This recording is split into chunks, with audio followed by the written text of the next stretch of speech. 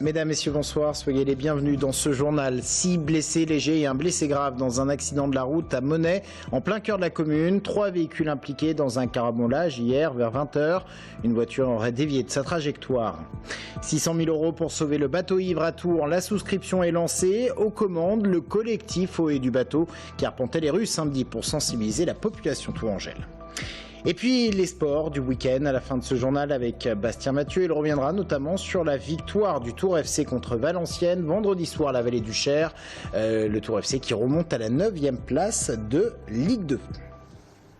Mais avant de développer ces titres, une grève à la SNCF dès ce soir 19 h en centre Val-de-Loire et ce jusqu'à mercredi 8 h du matin. Des perturbations sont à prévoir sur le réseau. Le service entre Tours et Loches et Tours et Chinon ne sera assuré que par car. 4 allers-retours seront également supprimés demain sur la ligne Tours-Bléré. Plus de renseignements 0800 83 59 23 ou sur le site internet du TER Centre.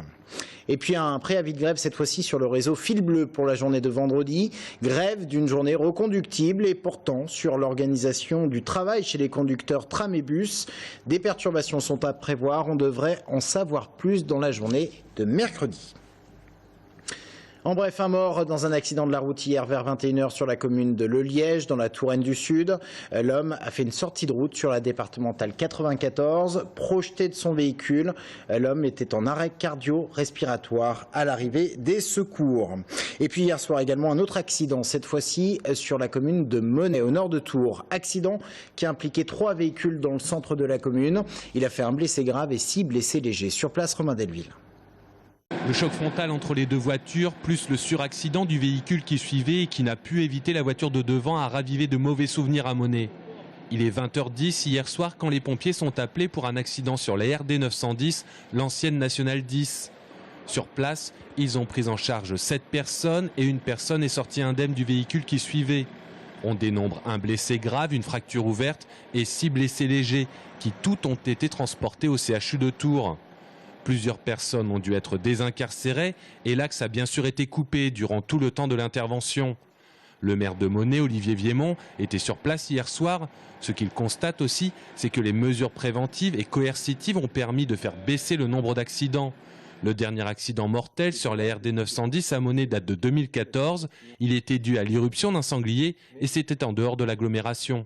C'est une route de grand passage, plus de 15 000 véhicules jour. Nous avons obtenu la déviation nocturne puis diurne des poids lourds, sauf ceux en desserte locale.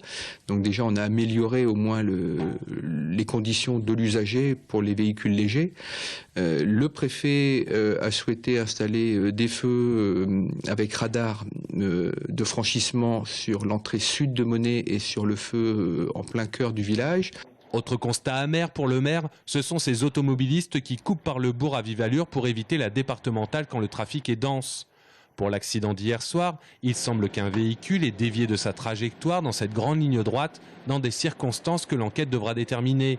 Des analyses toxicologiques sont en cours d'étude et c'est la brigade de Vouvray qui est chargée de l'enquête. Dans le reste de l'actualité, 600 000 € à trouver pour le collectif Ohé du bateau. 600 000 pour racheter le bateau ivre à Tours et le rénover. La souscription a été lancée officiellement samedi auprès du public et le collectif était dans la rue pour sensibiliser la population. Romain Delville. Pour une fois, ce n'étaient pas des sondeurs qui harponnaient les passants samedi à l'entrée de la rue de Bordeaux. Que vous a donné un petit prospect. On prendra un tout de suite avec plaisir. Est-ce que vous connaissez le bateau ivre? On est passé tout à l'heure devant en train. Mais oui, on le connaît un petit peu. Vous habitez à Tours? À Blois. À Blois. Le collectif que nous sommes avons l'envie de racheter cette salle. Vous n'avez jamais été propriétaire, vous pouvez le devenir. On peut devenir sociétaire en fait pour 100 €. Au total, 6 000 parts de 100 € sont proposées à la souscription. 400 000 € pour racheter le bateau ivre à la Sémivite, plus 200 000 € de travaux. Jusqu'au 15 avril, c'est la fin d'un marathon pour le collectif Ohé du bateau. Au bout de 5 ans, après avoir négocié avec les pouvoirs publics, région, département, commune, agglo, maintenant, et sans succès.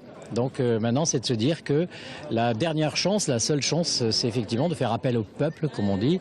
Nous allons créer la somme, car nous sommes tous concernés par la diversité culturelle et artistique. C'est donc à leur manière que les membres du collectif ont attiré l'attention. Samedi après-midi, environ 15 000 € étaient récoltés. Pour créer la nouvelle société coopérative, toutes les bourses sont les bienvenues. Et pour les associations et les entreprises, c'est 4 parts minimum.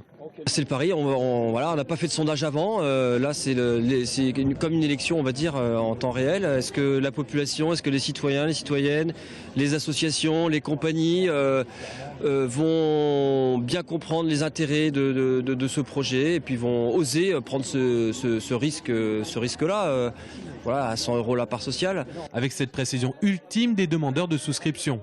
Si l'offre d'achat n'est pas acceptée, on rend à chacun sa souscription. C'est 100 €. Voilà.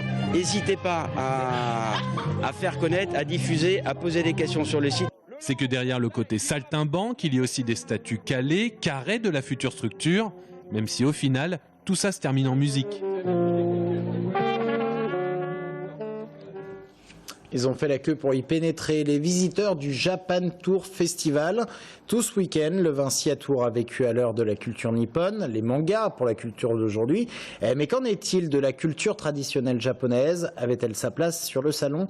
Eh bien, on va se là avec Romain Delville. Le Japon côté tradition, c'était le dernier étage du Japan Festival. Au programme et de manière non exhaustive, l'art du pliage de papier, l'origami, l'art de l'emballage, le furoshiki, une initiation au jeu de go ou encore la calligraphie spécifique au pays du soleil levant. Tout le week-end, ce sont les bénévoles de l'association culturelle Tourangelle Inodé qui ont défriché la culture nippone avec les participants. Pour mieux connaître la culture japonaise, beaucoup de Français qui se trompent avec les gens de chinois ou coréens, etc. Donc je voudrais présenter quelque chose de spécial culture japonaise. Dans l'atelier voisin, Noam et Christian partagent leur passion du bonsaï, pas bonsaï. Et avant les conseils techniques, s'impose le rappel historique. Les arbres miniatures, créations végétales, sont une tradition ancestrale au Japon, puisqu'ils sont exposés dans les temples. L'art du bonsaï, c'est un art de vivre qui relativise notre passage sur Terre, puisque l'arbre survit à son créateur, témoin des générations passées et messager pour les générations futures. Toute autre chose n'existe pas, il y a uniquement l'arbre et moi, donc c'est rentré en osmose avec le végétal. Et du coup, donc, l'objectif de prendre soin des arbres, c'est tout l'intérêt du bonsaï, puisque lui va continuer son chemin après que nous, on ait fait un bout de chemin avec lui, finalement. Tout comme un Japonais pourrait assimiler la culture française à la culture espagnole ou polonaise, la mission de l'association Inodé, c'est aussi de mettre en avant les spécificités de la culture japonaise. Les sports à présent, et c'est avec vous, Bastien Mathieu, bonsoir. Bonsoir. On va commencer par la victoire du Tour FC vendredi soir contre Valenciennes, c'était à domicile. Et oui, la première victoire à domicile en 2016 pour le Tour FC. Les Bleus ont soufflé le chaud et le froid, mais avec d'abord une première mi-temps réussie, notamment avec le but de Geoffrey Malfleury, l'homme en forme du moment. C'est son 4e but en 4 matchs pour l'attaquant. La deuxième mi-temps était un peu plus compliquée, mais les coéquipiers de Brian Bergogneau ont eu le mérite de tenir le score, ce qu'ils n'avaient pas forcément réussi à faire. Ils n'ont rien lâché face à des nordistes meilleurs en deuxième période. C'est d'ailleurs ce que veut retenir le capitaine tourangeau. On l'écoute en conférence de presse d'après-match. Je pense qu'ils ont dû se faire secouer les bretelles à la mi-temps. Ils ont montré un autre visage, ils sont sortis, ils ont poussé. Ils ont mis beaucoup de monde vers l'avant. Ça nous a obligés un petit peu à tous reculer. Mais voilà, j'ai eu l'impression que tout le monde s'est sacrifié pour le résultat. Et le TFC qui gagne une place avec cette victoire est désormais 9e de Ligue 2. Prochain match vendredi avec un déplacement périlleux, ce sera face au leader Dijon. Victoire des footballeurs tourangeaux, victoire également des hockeyeurs tourangeaux. Et oui, beau week-end pour les sportifs tourangeaux. Victoire 10-2 des Remparts contre Toulouse-Blagnac. Une victoire qui valide le ticket pour les play-downs. Alors qu'est-ce que c'est? Alors il y a les play-offs qui concernent les 8 premiers et qui déterminent le club qui montera en Magnus. Et le play-down, c'est pour les clubs classés de la 9e à la 12e place. Le perdant de cette phase éliminatoire risque une relégation. Alors c'est un peu compliqué, mais en gros, pour les Remparts, il faut gagner un des 3 prochains matchs. Avant ça, dernier match de la saison régulière, ce sera samedi contre Caen, match qui a tout de même son importance pour valider, pour savoir la place définitive des Remparts et donc déterminer le prochain adversaire. On a des nouvelles d'un ancien joueur du Tour Volleyball. Irvine Ngapet était jugé au tribunal de grande instance de Paris aujourd'hui. Pas forcément des bonnes nouvelles, mais le leader de l'équipe de France était entendu aujourd'hui. Il est accusé d'avoir frappé un contrôleur SNCF en juillet dernier. La procureure a requis 3 mois de prison avec sursis pour l'ancien joueur du TVB et une amende de 4 000 € pour entrave à la circulation d'un TGV et violence contre un contrôleur. Le délibéré sera rendu le 4 avril. On revient sur tous les résultats sportifs du week-end avec vous dans Stadium ce soir. Effectivement, et avec des images exceptionnelles. On va vous faire partager des moments beaucoup plus joyeux avec les jeunes du Tour FC qui ont éliminé au tir au but le PSG en Coupe Gambardella. Des images exceptionnelles dans les vestiaires des joueurs du Pascal Berenguer. On y était. Ne ratez ça sous aucun prétexte. C'est rendez-vous à 19h15. 19h15 et 20h15. Oui. Je vous informe des horaires de votre émission. Merci beaucoup Bastien d'être venu ce soir sur notre plateau. On vous parlait de ces milliers de fans de manga et de culture nippone qui ont fait la queue au Vinci ce week-end. Du monde également au Parc Expo de Tours. Le légendaire Johnny Hallyday était sur scène samedi soir devant 6000 personnes et comme à chaque concert de Johnny, il suffisait de se rendre à l'entrée de la salle pour savoir qui s'y produisait. Je ne sais plus combien de concerts, beaucoup. Et sa gueule, son look, c'est tout. C'est sa voix, sa gentillesse, tout ce que peut avoir un homme de bien. Tout ce qui passe sur Johnny, tout ce qui sort, tous les bouquins, tout ça, j'achète. Tout ce que je peux trouver sur Johnny, je l'achète. Ah, c'est Dieu. C'est Dieu, oui. Dieu. C'est le seul Dieu vivant à qui on croit. TV Tour Val-de-Loire fête ses 10 ans et s'offre un nouveau logo avec un peu d'avance puisque l'anniversaire sera célébré le 24 mars exactement. Côté nouveau logo, eh bien, on a un cercle rouge qui représente le point de repère et le point de rencontre que la chaîne veut être pour ses 166 000 téléspectateurs. Le mot tour ne disparaît pas, mais il est ancré dans la marque sous la forme des 3 lettres TVT, TV Tour. Et puis enfin, la mention Val-de-Loire souligne la dimension régionale de la chaîne. 10 ans, quoi, Bastien Mathieu? Bon anniversaire. Bon anniversaire, exactement. Et j'en profite au nom de toute l'équipe de TV Tour pour vous remercier de votre fidélité. Lui, il est fidèle à TV Tour Val-de-Loire depuis 10 ans. Le député PS Jean-Patrick Gilles sera dans un instant avec nous. Il défend l'idée d'une primaire à gauche. On en parle dans un instant.